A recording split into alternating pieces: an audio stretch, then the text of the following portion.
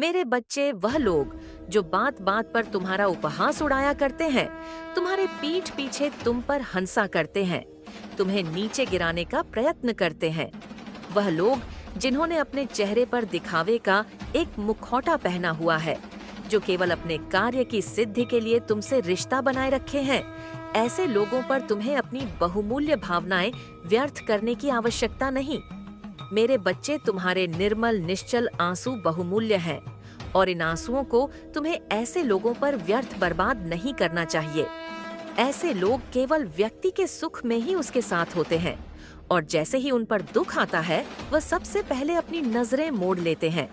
मेरे बच्चे, तुम्हारे पास शक्तियों का भंडार है। जैसे सुंदर फलों से लदा हुआ स्वयं नहीं जानता कि उसका मूल्य क्या है, वैसे ही तुम नहीं जानते कि तुम्हारा क्या मूल्य है। जैसे समुद्र की कोख में छुपा मोती यह नहीं जानता कि उसकी क्या कीमत है, वैसे ही तुम्हें भी इसका आभास नहीं कि तुम्हारी क्या कीमत है। लेकिन तुम्हारे जीवन में अब तक जीत दस्तक नहीं दे सकी है, लेकिन अब वह समय बदल रहा है, क्योंकि अब तुम मेरी शरण में आ चुके हो। इसलिए तुम्हारा संदेश को सुनना बहुत आवश्यक है। हर हाल में इस संदेश को पूर्ण सुनना, इसे बीच में छोड़कर जाने की भूल ना करना। मेरे बच्चे, कोई साधारण व्यक्ति आखिर तुम्हें कैसे हानि पहुंचा पाएगा जब तुम पर मेरी कृपा है। यह तो तभी संभव है कि जब तुम ही स्वयं किसी को पीड़ा देने के अधिकारी बन जाओ।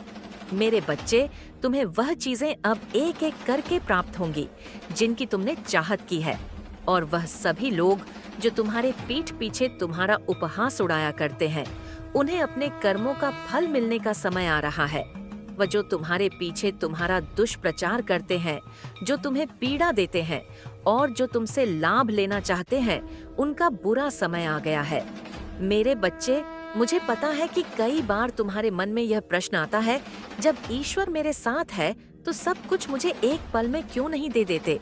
लेकिन मनुष्य की हर उपलब्धि के पीछे एक सीख छुपी होती है और वह सीख उसे परिपक्व बनाने ही आती है, फिर चाहे वह पीड़ा के रूप में आए या भाव के रूप में आए।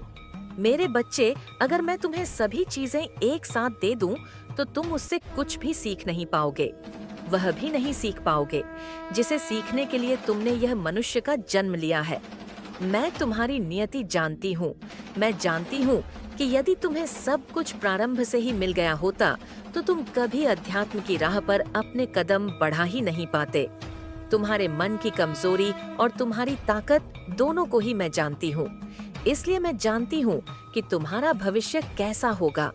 मैं जानती हूँ कि अतीत की किन गलतियों से तुम सीखे हो और किन से नहीं सीख पाए हो। इसलिए मेरे बच्चे, तुम्हारे जीवन में जो भी आ रहा है उसे ईश्वर की मर्जी मानकर स्वीकार कर लेने में ही भलाई होती है। मेरे बच्चे, तुम्हारे आसपास आनंद ही आनंद है। तुम सदैव खुश में ही रहते हो, लेकिन तुम्हारे भीतर बसा मैं और कुछ बनने की जा तुम्हारे खुशी को छुपा दे रहे हैं।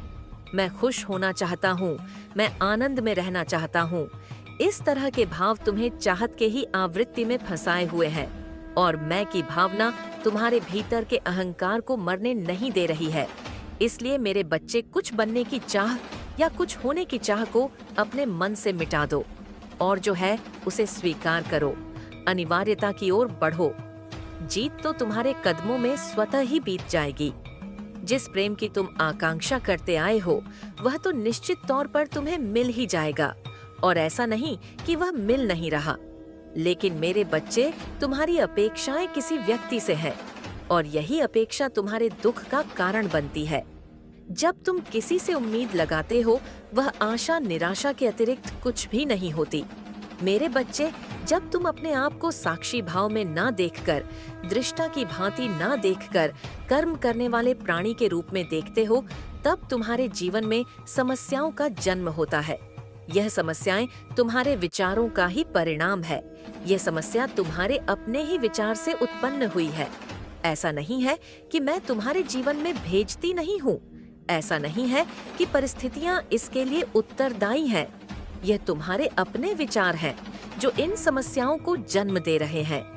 यह वही अहंकार है जिस पर तुम काबू पाना चाहते हो। मेरे बच्चे, तुम बाकी मनुष्यों से बहुत आगे आ चुके हो। तुम अहंकार को समाप्त करने की राह में बहुत आगे आ चुके हो।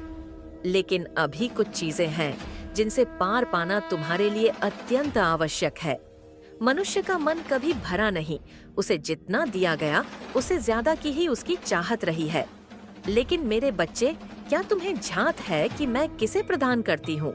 वह सारी जीत जिसकी उसे चाहत होती है, जो व्यक्ति आभार के भाव में रहता है, जो व्यक्ति सदैव कमियों का विचार नहीं करता, जो शिकायतों के बजाय स्वयं को मजबूत बनाने पर जोर देता है, जो यह समझता है कि संसार में उसका कुछ भी नहीं है, फिर चाहे वह कोई निर्जीव चीज हो, कुछ सजीव हो या फिर उसके अपने ही क्यों ना हो।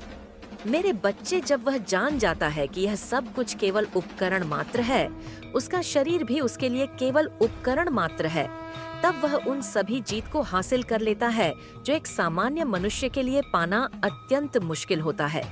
मेरे बच्चे, तुम उस राह में आगे बढ़ रहे हो, तुम जीत की राह में आगे बढ़ रहे हो, लेकिन विचार करो कि तुम्हारे जीवन में ऐसी कौन सी बाधाएं आ रही हैं जिसकी वजह से तुम जीत को अपने पूरे मनोभाव से स्वीकार नहीं कर पा रहे हो।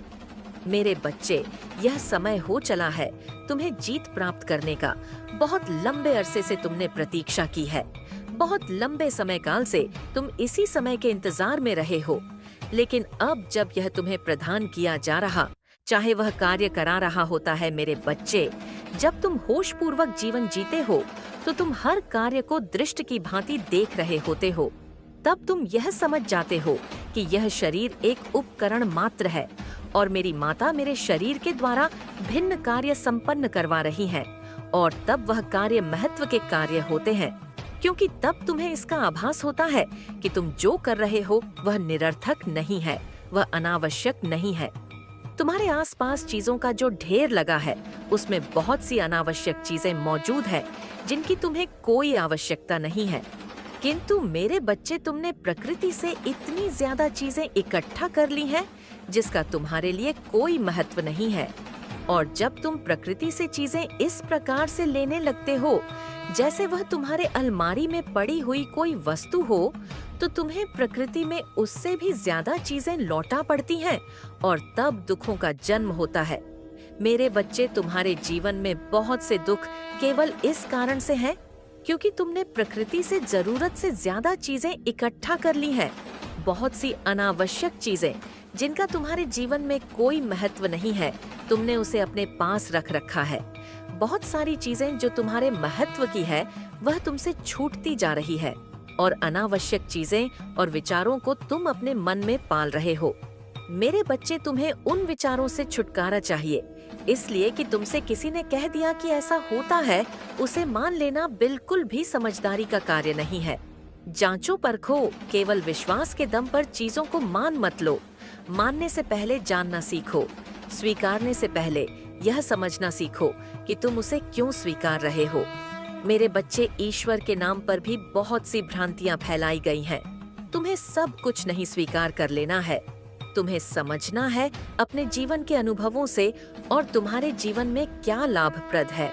इन बातों से तुम जीवन में प्रगति को प्राप्त करने वाले हो, और जब मनुष्य के जीवन में प्रगति आती है तो उस पर बहुत बड़ी जिम्मेदारियां भी होती हैं, क्योंकि यदि किसी के जीवन में राजयोग फैला दिया जाए और वह राज्य करने के योग्य ही न हो तो बहुत दुर्दशा होती है।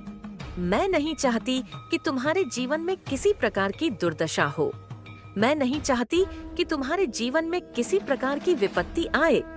इसलिए तुम्हें गणता से, गहनता से अपने जीवन को समझना होगा। तुम्हारी जीत सुनिश्चित है। मेरे बच्चे, इस बात को स्वीकार कर अपने जीवन को बेहतर दिशा में ले जाने का प्रयत्न करो।